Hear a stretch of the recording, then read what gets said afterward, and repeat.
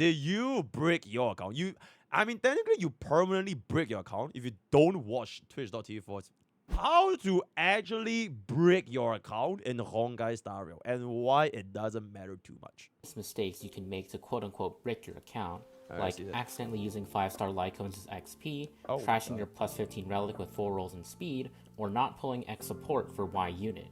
I won't be talking about those, as Okay. 1, you shouldn't realistically be making these types of mistakes unless something very unfortunate happens. You will be surprised.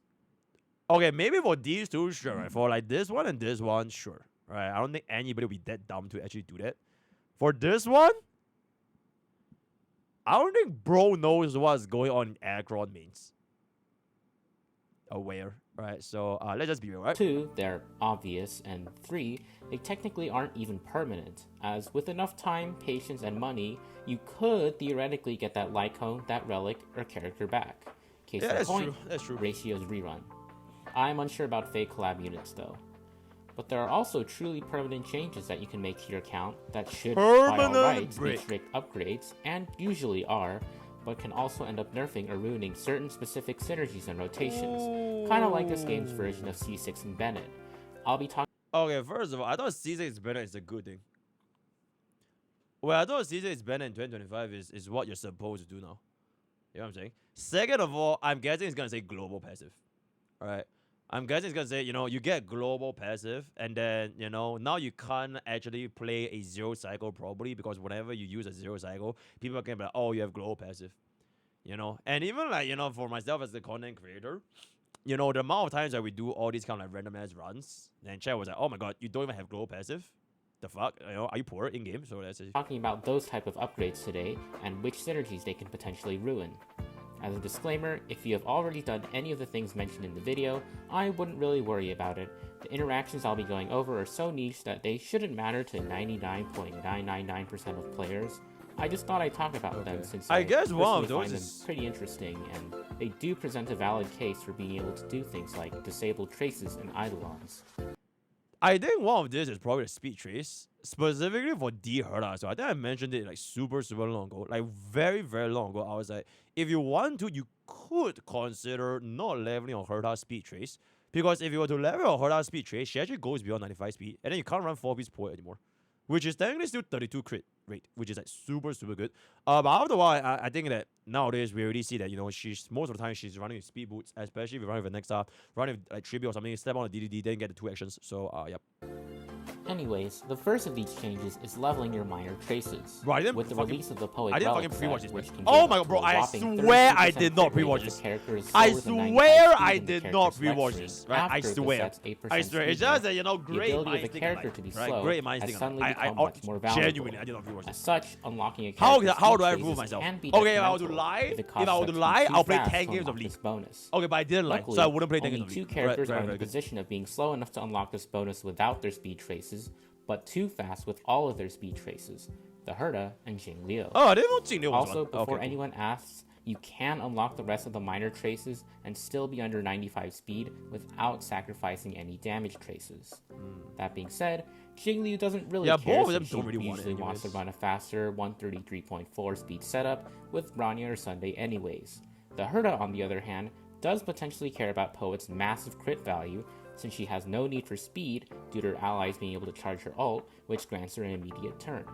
With that said, Nah. if running additional sources of speed or action advance, Poet can make it harder to hit key breakpoints, since 95 speed after 224 advance forwards from S5 DDD only lets the Herta reach effective 125 speed, which is short of the 134 speed breakpoint.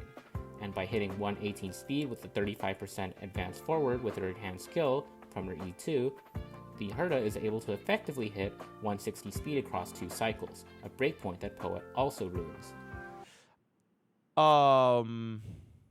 Now it's okay. First of all, right, even though this technically works because you are gonna be losing the 32 crit rate, taking that away, 4-piece Scholar still gives you a lot though. Because Scholar still gives you a little bit of crit rate, and then on top of that, you deal more damage.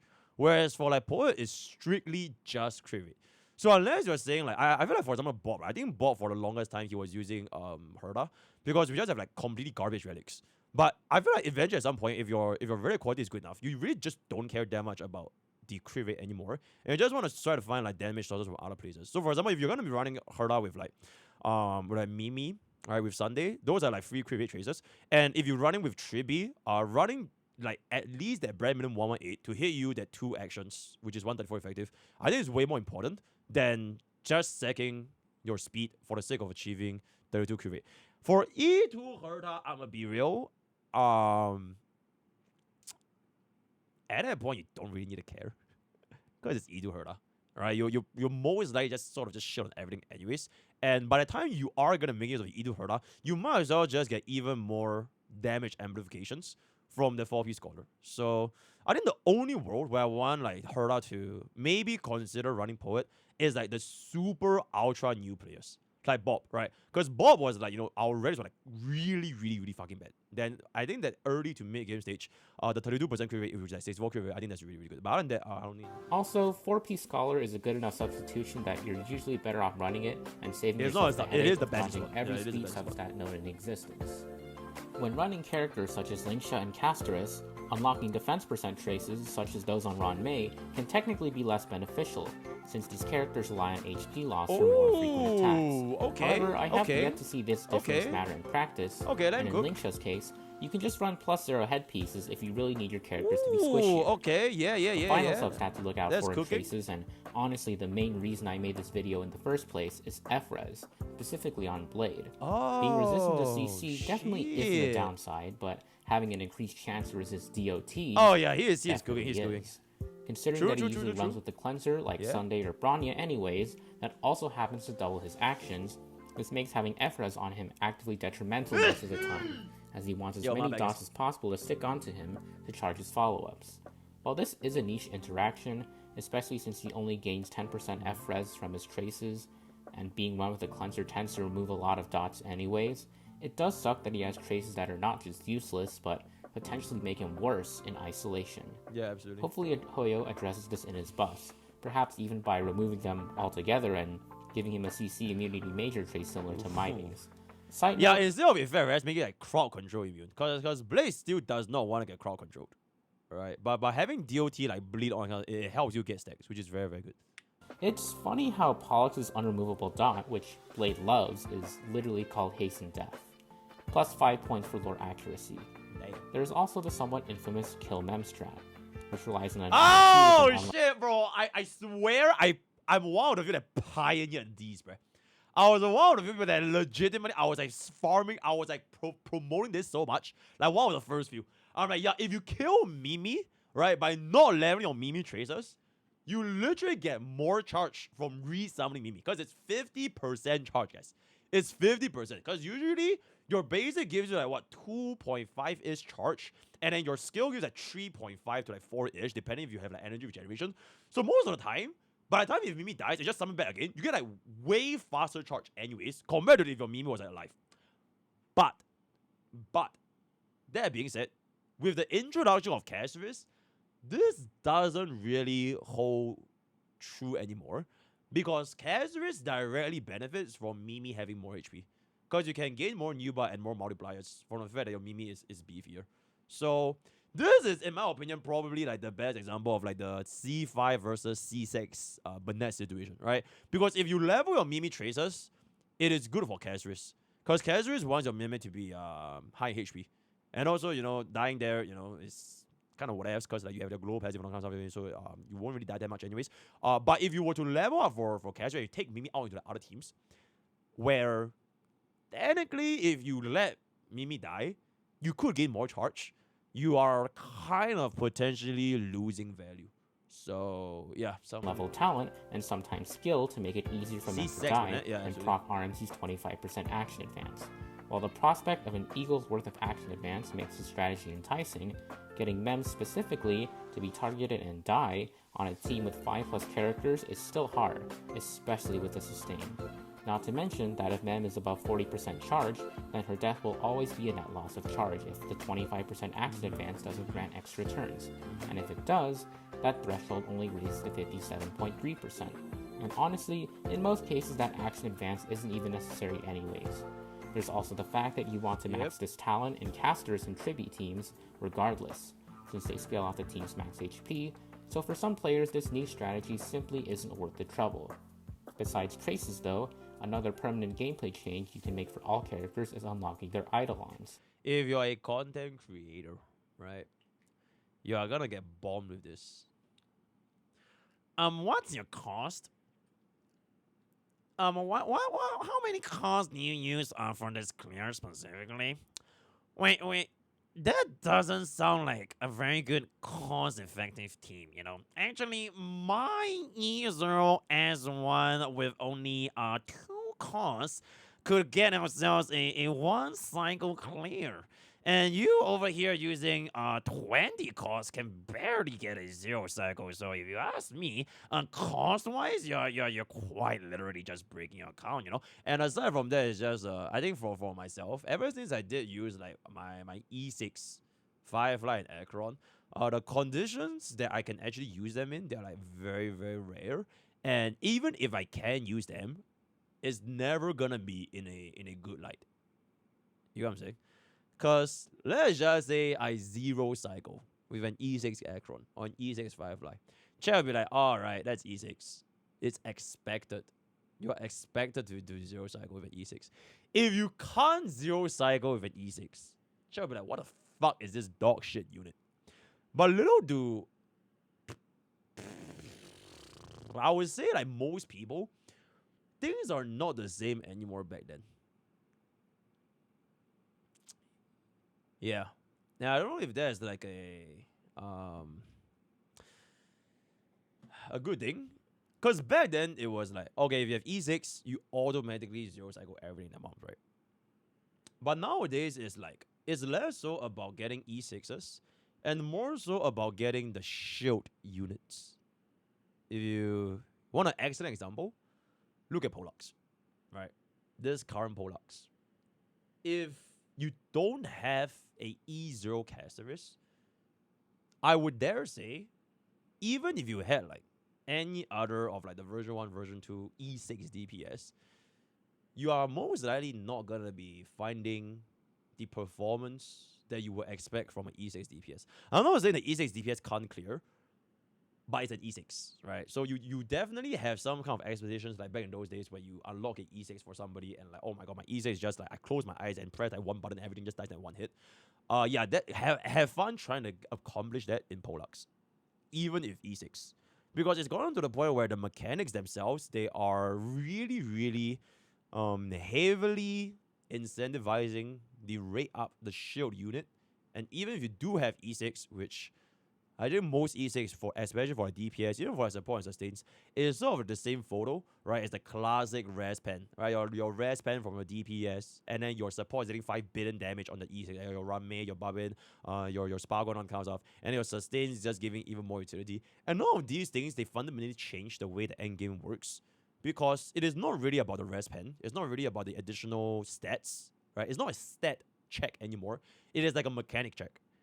So if you don't have access to, like, let's just say for example Polux and the health drain capabilities from your Caceres, your My Day Blade, Hyacine, you're just not gonna have a fun time, right? So that's pretty much it.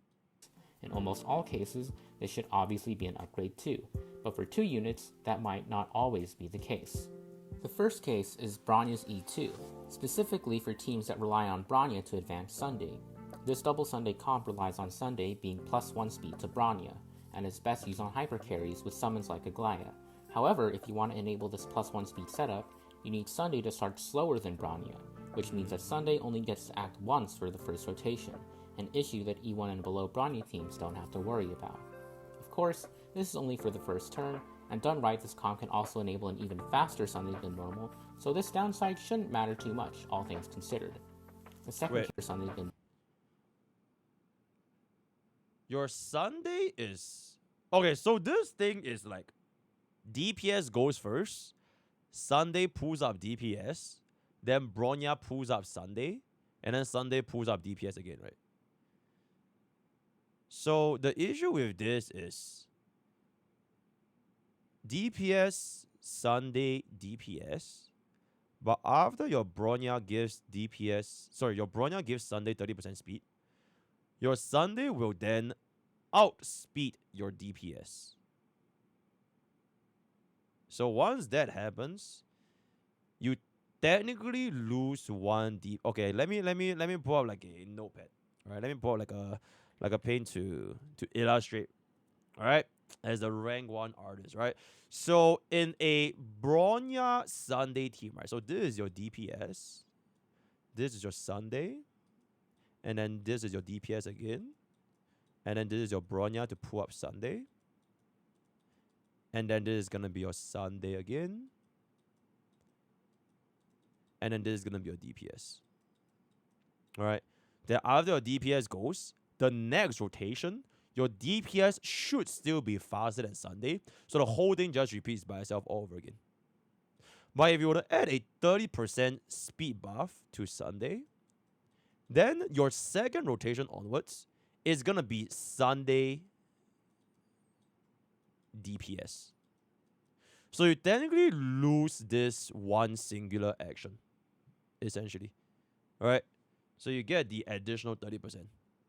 This only matters outside of a Glea team comms where Glea gives herself enough speed to where this doesn't matter, and a Glea is the only DPS you want to do the Sunday pull on. Someone like Jin one other buffers doesn't.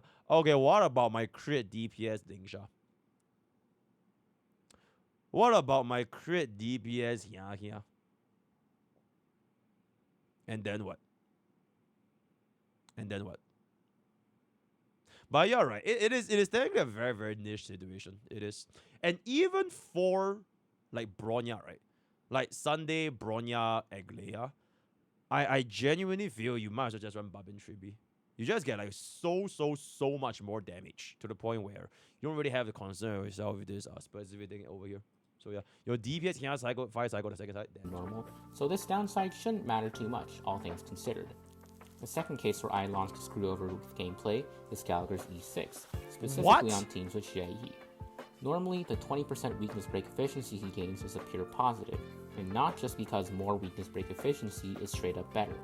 It's also because Gallagher is the only character with a weakness break efficiency buff that isn't a multiple of 50%, letting him deal break damage in weird multiples like 12 and 17.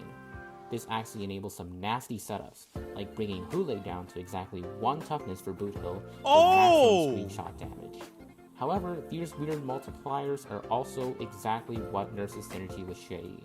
Xie Yi gains 1 karma stack towards his follow-up attacks per 10 toughness she herself reduces, but also gains 1 stack every time an ally reduces toughness, regardless of the amount.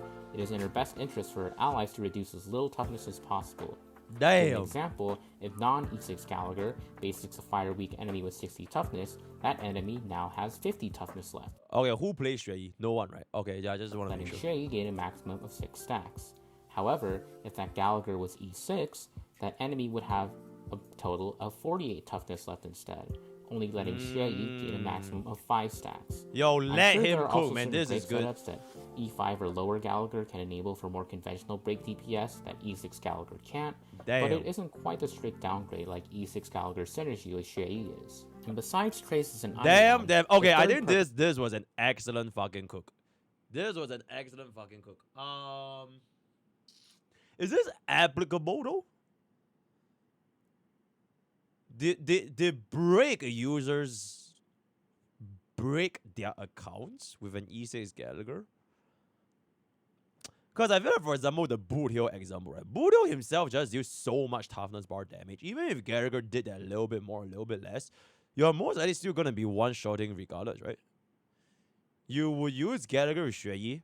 You will use no one with Xue Yi because nobody plays Xue Yi. So let's just move on that. Just run sustainers. Okay, that is also true, right? Boot Hill can run sustainers. But I mean, I'm talking about the casual play base that actually still runs a sustain. I don't think it's that big of a deal. So for example, the enemy is like 150 toughness, right? Minus the horses. If you do like the 17 with the enhanced basic, wait, enhanced basic is more than 17, right? You also have the Rame buff. Boot Hill single 3 pocket trick shot. Okay, without E1, fuck you. I think it's what? 75? So it still takes you like 2 Boot Hill enhanced trick shots anyways, no? Because 50% efficiency is from few E1, then you have 100 toughness break, right? Just don't run break because it's 2.5, let it go. Oh, okay. So break team is dead. Alright, cool. Scout. Alright, sure. And besides traces and Eidolons, the third permanent account upgrade that can't be taken back is superimposing your Herta shop light cones. Now, normally, there's no reason you wouldn't just S5 them right away. After all, it's just free stats. However, the new Remembrance light cone, Memory Never Falls, has both extra damage and, more importantly, more speed attached to its superimpositions. Whoa! If you remember from earlier, characters that want to run Poet also run from speed like the plague. Whoa! There is one Remembrance character who absolutely wants to run Poet at all costs. That character, of course, is Castorus. You're never gonna run into Castorus. Doesn't matter. You literally deal way more. Okay, not way more. You literally deal more damage with a Bailu Lycon. That's how fucking insignificant this Lycon is. You will never, ever, ever run it on Castorus. So it's fine. At S3 or higher, the Herta shop Lycon gives too much speed for her to successfully trigger Poet's condition.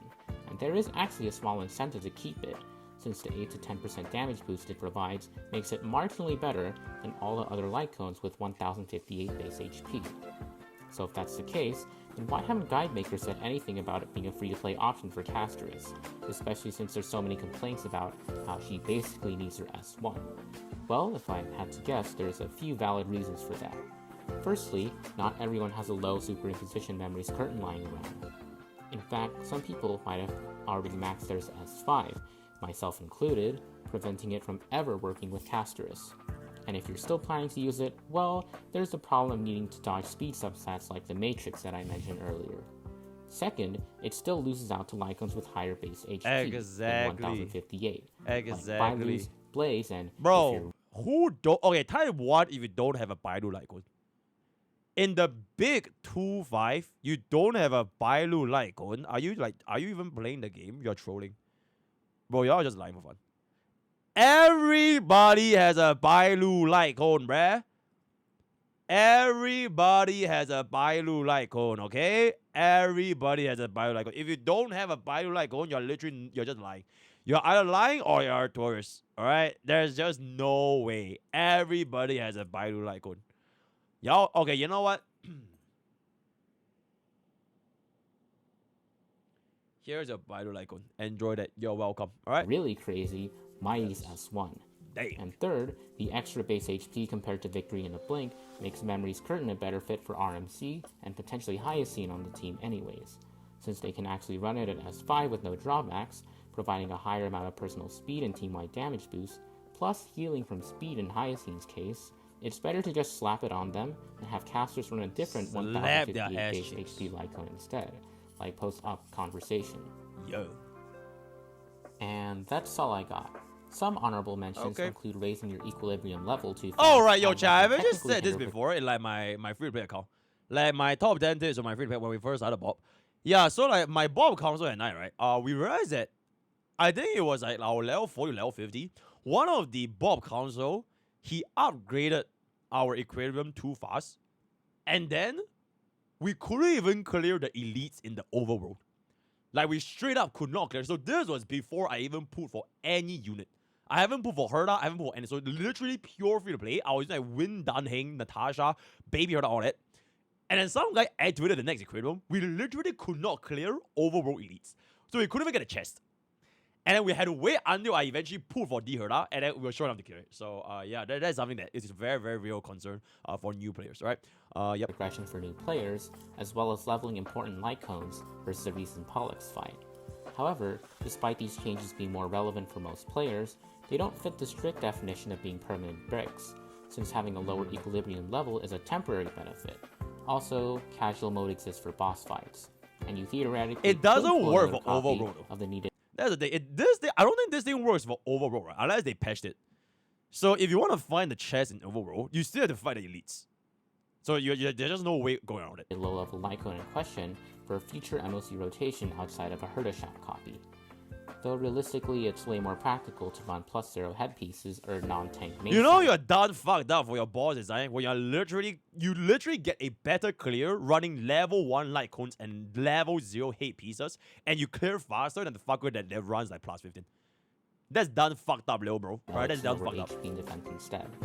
With that said, are there any other permanent account bricks I missed?